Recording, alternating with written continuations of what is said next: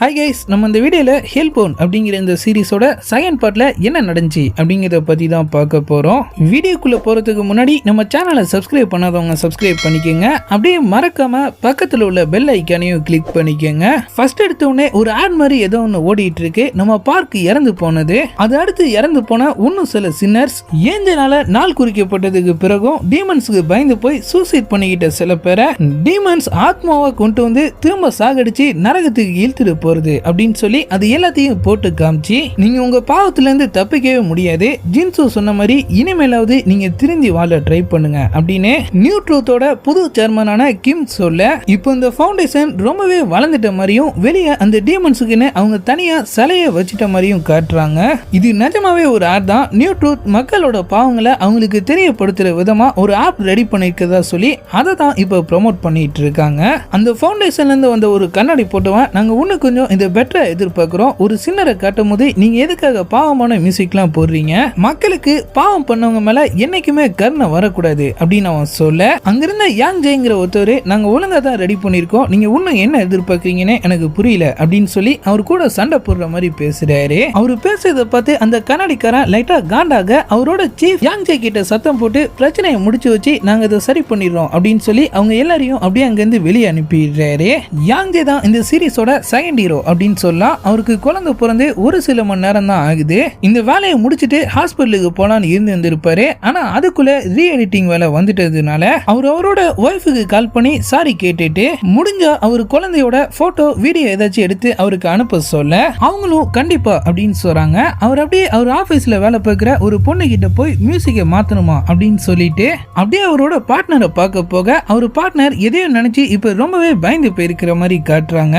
எனக்கு ஒரு முக்கியமான வேலை இருக்கு, நான் என் ஒய்ஃப் கூட சேர்ந்து வெளியே போகணும் அப்படின்னு சொல்லிட்டு அவர் அப்படியே அங்கிருந்து கிளம்ப, நம்ம ஹீரோ எனக்கு குழந்தை பிறந்து 10 நிமிஷம் தான் ஆகுது, நான் போலனா என் ஒய்ஃப் என்ன டைவர்ஸே பண்ணிடுவா, இருந்தும் நான் இங்க இருக்கேன், உனக்கு என்ன அப்படின்னு சொல்லி கேட்கிறாரு. சொன்னா புரிஞ்சுக்க யாஞ்சே, இது ரொம்பவே அர்ஜென்ட் அப்படின்னு சொல்லிட்டு அவர் அப்படியே அங்கிருந்து கிளம்ப, நம்ம யாஞ்சேக்கு அவருக்கு அப்படி என்ன அவசரம் அப்படின்னு ஒண்ணுமே புரியல. அவர் ஒய்ஃப் நர்ஸ் மாதிரி கெட்டப்லாம் போட்டுட்டு அவங்க குழந்தை இருக்கிற வென்டிலேஷன் ரூமுக்கு போக அங்க எல்லாரும் ஏஞ்சல்னு சொல்ற அந்த உருவம் அவங்க குழந்தை முன்னாடி இருக்கு.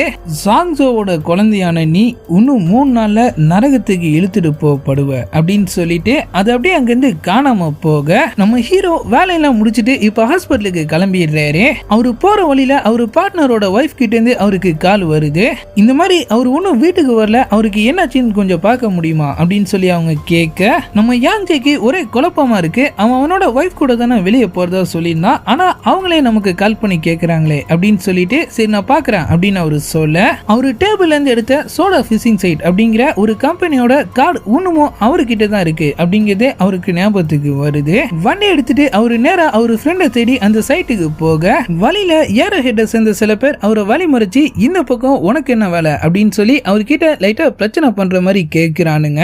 நியூ ட்ரூத்தோட சேர்ந்து ஏர ஹெட்டும் இப்ப ரொம்பவே வளர்ந்துட்ட மாதிரி தெரியுது. போலீஸ்க்கு பயந்து மறைஞ்சு வாழ்ந்துட்டு இருந்தவனுங்களாம் இப்ப தைரியமா வெளியே சுத்த ஆரம்பிச்சுட்டானுங்க. நம்ம யாங் ஜே ஒண்ணுல நான் பிரஸ் சும்மா ஷூட்டிங் ஸ்பாட் பார்த்துட்டு போலான்னு வந்தேன் அப்படின்னு சொல்லி அவங்கள சமாளிச்சு அனுப்பிட்டு அப்படியே உள்ள போக அவரு பார்ட்னர் அங்க தனியா உட்கார்ந்துட்டு இருக்காரு. நம்ம ஹீரோவை பார்த்தோன்னே அவர் அப்படியே தெரிச்சு அடிச்சுட்டு தண்ணிக்குள்ள குச்சி அப்படியே தப்பிச்சு ஓட பார்க்க நம்ம யாங் ஜே அவரை தடுத்து உனக்கு என்னாச்சு, பைத்தியம் கீத்தியம் பிடிச்சிச்சா, ஏன் இந்த மாதிரிலாம் பண்ணிட்டு இருக்க அப்படின்னு சொல்லி கேட்கிறாரு. உனக்கு சொன்னா புரியாது யாஞ்சே, ஏஞ்சல் எனக்கு நாள் குறிச்சிருச்சு, நான் இன்னும் ஒரு சில மணி நேரத்துல சாக போறேன், டீமன்ஸ் என்ன சாக அடிச்சது மட்டும் வெளி உலகத்துக்கு தெரிஞ்சிச்சுன்னா அவங்க என் ஃபேமிலியை நிம்மதியாவே இருக்க விட மாட்டாங்க, ஒரு சின்னரோட ஃபேமிலி அப்படின்னு சொல்லி ஏற ஹெட்ல இருந்து எல்லாருமே என் ஃபேமிலியை டார்ச்சர் பண்ணியே சாகடிச்சிருவாங்க, நீங்க இருந்து கிளம்பு, தயவு செஞ்சு என்ன பார்த்த விஷயத்த மட்டும் யார்கிட்டயும் சொல்லிடாத, நான் சோடோ கம்பெனி கிட்ட ஹெல்ப் கேட்டிருக்கேன், நான் செத்த உடனே அவங்க என் பாடியை கிளியர் பண்ணிடுவாங்க, நீ இந்த விஷயத்த வேற யார்கிட்டயுமே சொல்லிடாத அப்படின்னு சொல்லி அவரு ரொம்பவே கெஞ்சி கேட்க, அவங்க பேசிட்டு இருக்கும் போதே அவருக்கான டைம் வந்து டக்குனு தண்ணிக்குள்ள இருந்து அந்த டீமன்ஸ்லாம் அப்படியே வெளியே வந்து அவரை ஒரே அமுக்கி அப்படியே உள்ள இழுத்துட்டு போயிடுதுங்க. நம்ம ஹீரோ இதை இப்பதான் நேர்ல பாக்குறாரு நினைக்கிறேன். அவருக்கு ஒண்ணுமே புரியல. அவர் அப்படியே வாயை பொளந்துட்டு இருக்க அந்த சாடா மான்ஸ்டர்ஸ்லாம் ஒன்னு சேர்ந்து அவரை பயங்கரமா டார்ச்சர் பண்ணி கொடூரமா சாகடிச்சு எரிச்சு அவர் உடம்ப மட்டும் அப்படியே வெளியே தூக்கி போட்டுருதுங்க.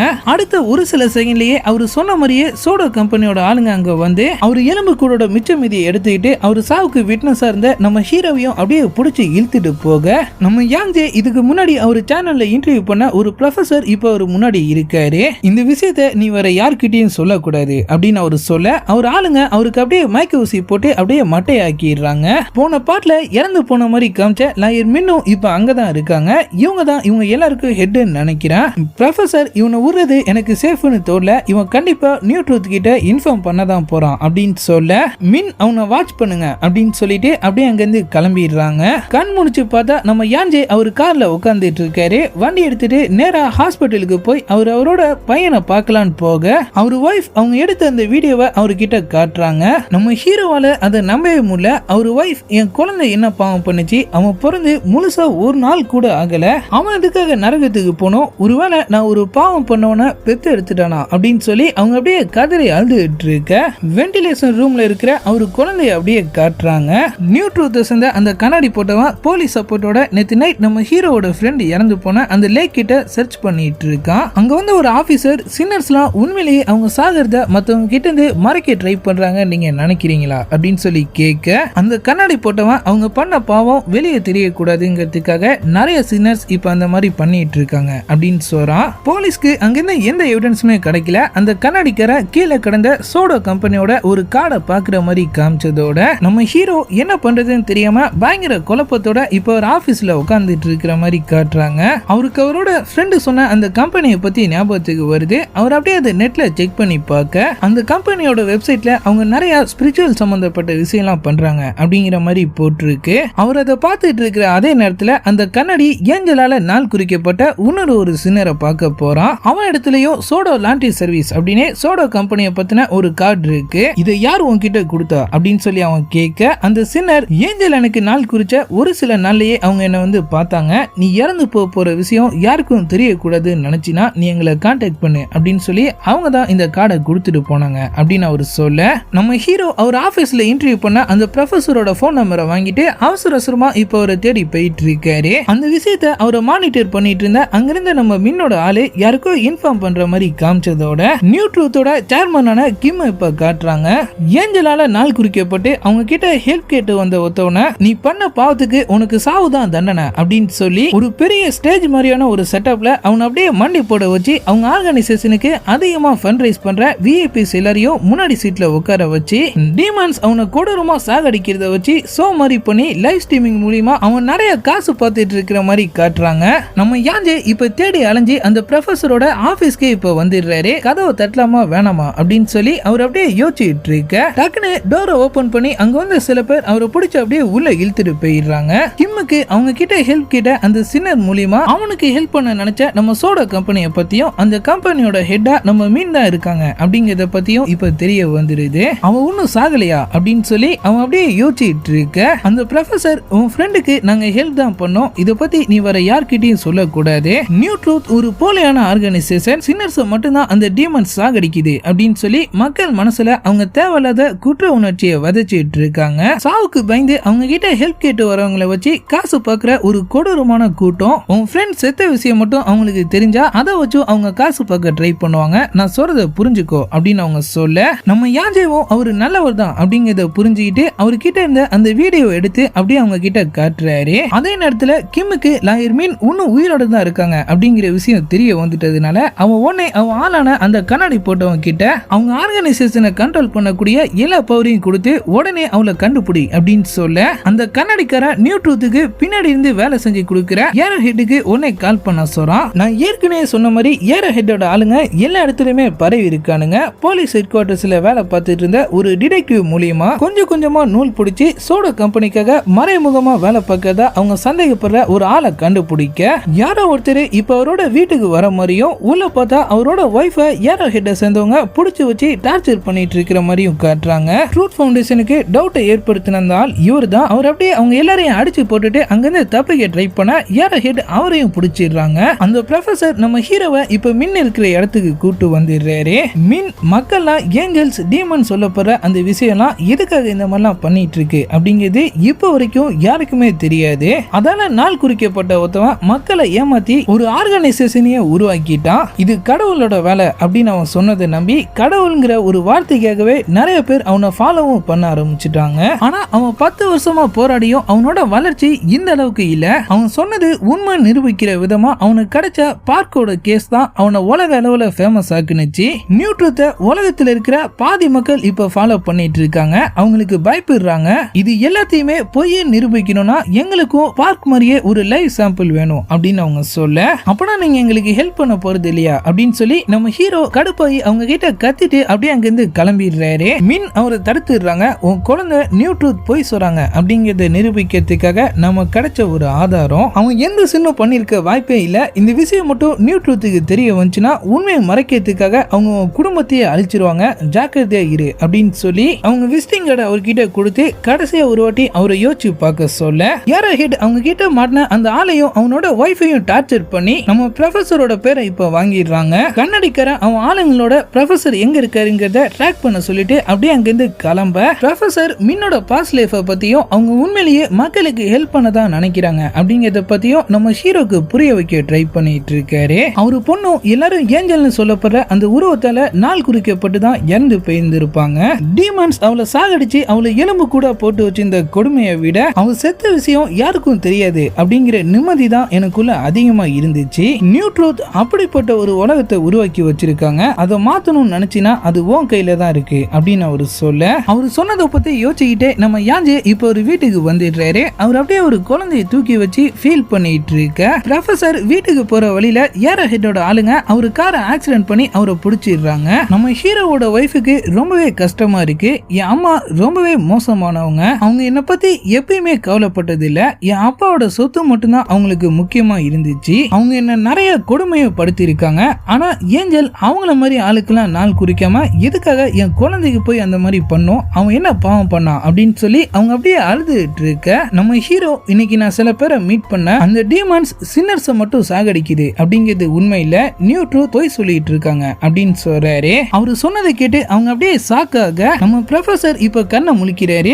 ஏரோ ஹெட்டோட ஆளுங்க அவரை கட்டி போட்டு வச்சிருக்கானுங்க, நீங்க என்ன கேட்டாலும் நான் மின் இருக்கிற இடத்த சொல்ல மாட்டேன்டா அப்படின்னு சொல்லி அவர் அப்படியே கத்த ஆரம்பிக்க, நீ சொல்லணும்னு அவசியம் இல்ல, உன் காரோட ஜிபிஎஸ் சொல்லும் அப்படின்னு அவன் சொல்றான். மின் இருக்கிற இடம் தெரிஞ்ச உடனே அவன் ஆளுங்க ப்ரொஃபசரை உயிரோடைய எரிச்சு சாம்பல் ஆக்கிட்ட மாதிரி காமிச்சதோட ஜிபிஎஸ் ட்ராக் பண்ணி நம்ம மின்னையும் இப்ப அவனுங்க சுத்து போட்டுறானுங்க. நம்ம மின் அவங்க கிட்ட இருந்த எவிடன்ஸ் எல்லாத்தையும் அழிச்சிட்டு அவங்க வழியில வர ஏரோ ஹெட்டோட ஆளுங்க எல்லாரையும் அடிச்சு போட்டுட்டு அப்படியே அந்த இடத்தை விட்டு தப்பிச்சு ஓட, எல்லா பக்கத்துல இருந்தும் அவங்கள அணை கட்டிடுறானுங்க. அவங்க அப்படியே வித்த காமிச்சு ஹை ஜம்ப்லாம் பண்ணி அப்படியே அங்க இருந்து எஸ்கேப் ஆக, வெளியே இருந்த அந்த கண்ணாடிக்காரனும் அவனோட ஃப்ரெண்டும் அவங்கள பிடிச்சிடுறானுங்க. அவனுங்களையும் ஒரு காட்டு கட்டிட்டு அவங்க அப்படியே அங்க இருந்து எஸ்கேப் ஆக, அடுத்த நாள் 2 டெட் பாடி சிட்டிக்கு நடுவுல தொங்கிட்டு இருக்கு. அதுல ப்ரொஃபசரோட பெரியும் சோடா கம்பெனிஸ்ல இருந்து அவங்க கிட்ட மாட்ட அந்த இன்னொருத்தன் பெரியும் போட்டு, இவங்க கடவுளை எதிர்த்தவங்க கடவுளால தண்டிக்கப்பட்டாங்க அப்படின்னு சொல்லி போட்டிருக்க, நம்ம ஹீரோ அவரு பிரச்சனைய வெளியே சொல்லவும் முடியாம மெல்லவும் முடியாம பல்ல கடிச்சிட்டு இப்ப வேலைக்கு போயிட்டு இருக்கிற மாதிரி காட்டுறாங்க.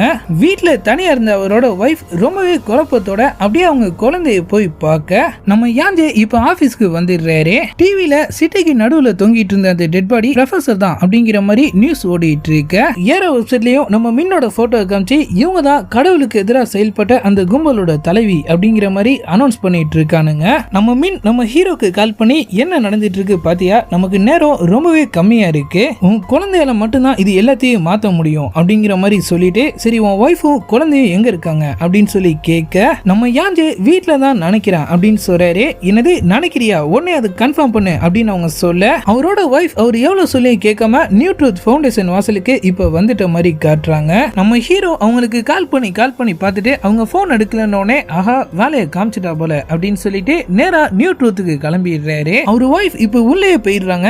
கரெக்டா அந்த கண்ணாடிக்காரன் கிட்ட போய் அந்த வீடியோவை காமிச்சு, நான் உங்க வெப்சைட் ஃபுல்லா செக் பண்ணி பார்த்துட்டேன், இந்த மாதிரி ஒரு கேஸ் எங்கேயுமே ரிஜிஸ்டர் ஆகல, என் குழந்தை எப்படி சின் பண்ணிருக்க முடியும், இது கண்டிப்பா இது ஒரு தப்பு தானே, நீங்க இதை சரி பண்ணிடுவீங்களா அப்படின்னு சொல்லி அவங்க கேட்க, கண்டிப்பா பண்ணிடலாம் அப்படின்னு சொல்லிட்டு அவன் அப்படியே அந்த போன் எடுத்துட்டு கிமோ பார்க்க போயிடுறான். நம்ம யாங்ஜே அவங்கள ரொம்பவே ஆபத்தானவங்க, உடனே அந்த இடத்தை விட்டு தப்பிச்சிரு அப்படின்னு சொல்லி அவங்களுக்கு மெசேஜ் அனுப்பி வைக்க, அப்ப கூட அவர் ஒய்ஃப் பெருசா ரியாக்ட் பண்ற மாதிரியே தெரியல. கிம் அந்த வீடியோவை பார்த்துட்டு, நல்லவேளை அவன் நம்ம கிட்ட வந்தா, இந்த வீடியோ மட்டும் வெளியே பிரிஞ்சுனா நம்மளோட ஒட்டுமொத்த சாம்ராஜ்யமே சரிஞ்சிருக்கும் அப்படின்னு சொல்லிட்டு, அந்த குழந்தைய அவகிட்ட இருந்து பிரிச்சு எடுங்க, அதுக்கப்புறமா அவளை தனியா வச்சு அந்த வீடியோ இன்னும் வேற யார் யார்கிட்ட எல்லாம் இருக்குன்னு அவளை விசாரிங்க அப்படின்னு சொல்ல, நம்ம ஹீரோ இப்ப நியூ ட்ரூத் ஆர்கனைசேஷனுக்குள்ள வந்துடுறாரு. நம்ம மின்னும் அவங்க ஆளுங்களும் கூட இப்ப அங்க வந்துடுறாங்க.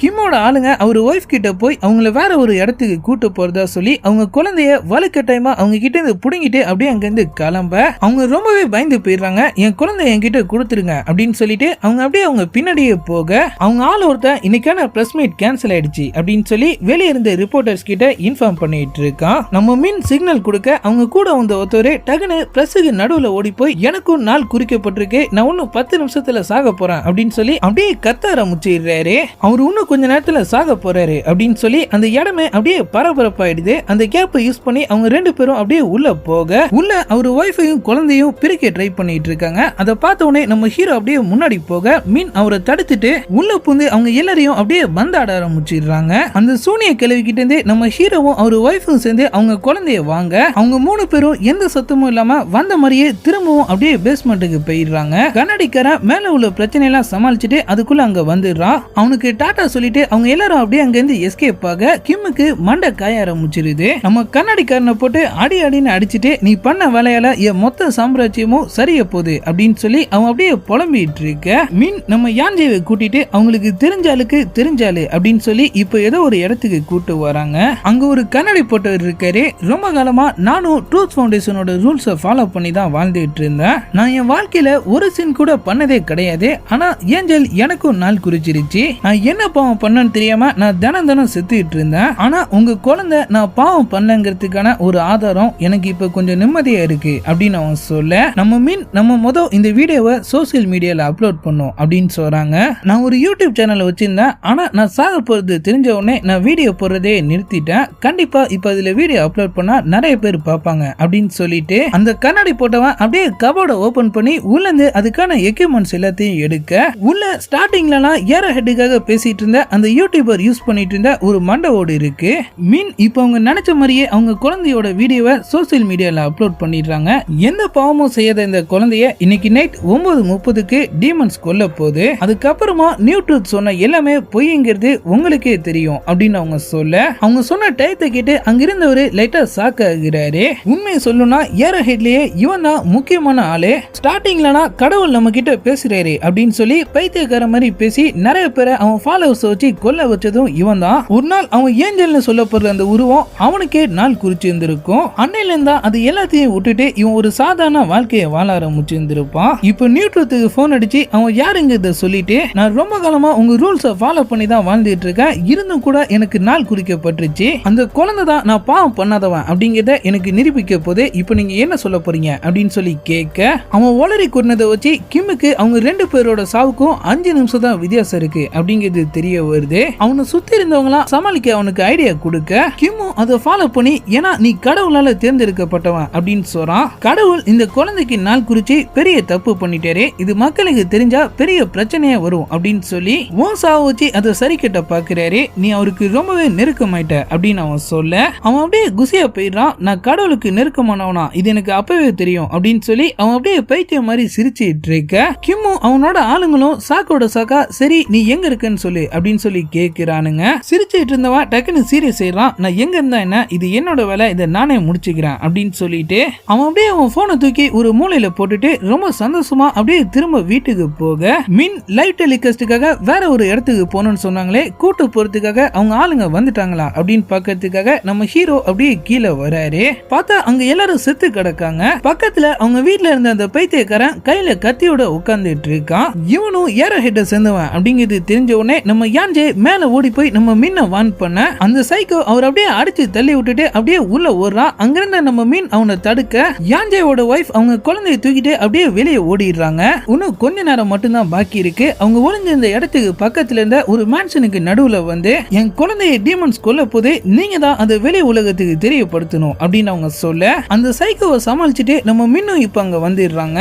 மணி சரியா 9:30 ஆகுது. டீமன்ஸ் அந்த இடத்துக்கு வந்து அவங்க குழந்தைய கொல்றதுக்காக அப்படியே வெறியோட அது கிட்ட ஓடி வர மனசு கேட்காம அவங்க அப்படியே பாஞ்சு போய் அவங்க குழந்தைய காப்பாத்திடுறாங்க. அங்க வந்து நம்ம ஹீரோவும் அவரு குழந்தைய காப்பாத்த ட்ரை பண்றாரு. ஆனா ஒன்னும் வேலைக்கு வர மாதிரி தெரியல. 3 டீமனும் அவங்கள வளைச்சு துரத்திட்டு இருக்க வர வழி தெரியாம அவங்க 2 பேரும் அவங்க குழந்தைய கட்டி பிடிச்சிட்டு அப்படியே நடுவுலயே உட்கார்ந்துடுறாங்க. அந்த டீமன்ஸும் கொஞ்சம் கூட மனசாட்சியே இல்லாம அவங்க 2 பேரையும் குழந்தையோட சேர்த்து அப்படியே எரிச்சு சாம்பல் ஆக்கிட்டு அப்படியே அந்த இடத்தை விட்டு ஓடிடுதுங்க. நம்ம மின்னுக்கு அவங்க குடும்பத்தோட இறந்து போனதை பார்க்க ரொம்பவே கஷ்டமா இருக்கு. ஒன்னும் பண்ண முடியாத நிலைமையில அவங்க அப்படியே சம கோவத்தோட கத்திட்டு இருக்க அவங்க எலும்பு குடுக்கு நடுவுல இருந்து ஒரு குழந்தை அழுவுற சவுண்ட் கேக்குது.